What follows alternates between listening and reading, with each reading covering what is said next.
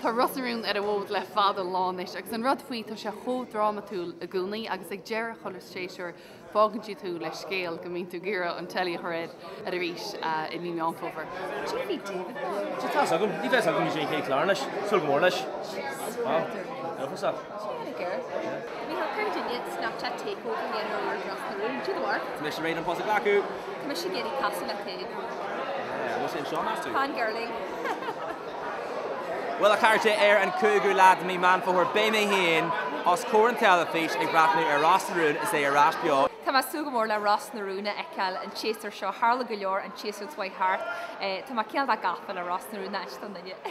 Bí má gcóí a chafad a han muirt agus Geraldine, so tá má sugamór le ecal a ríist. Rossarún ag teachtar éis, cougar lá man for lehanne hocht be me hin a másc an lochfechanna.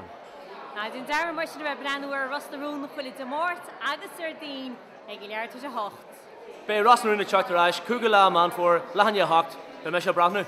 Bhánam helúrá am chuid sean cháid ar fád a Rossarún, sun go sé bar fád go má, agus tá ag sugamór na Rossarún na ecal, bheith se má ar an cúgú lá go Mountfover agus ámór chuilgáine bheith mu a breanú.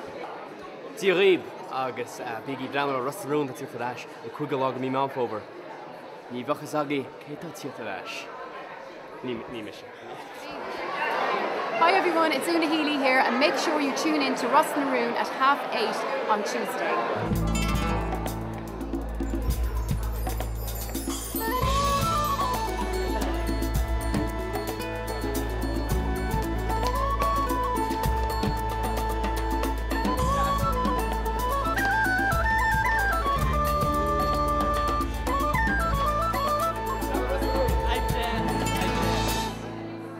We are Hurricane Highway and we love Rossarún.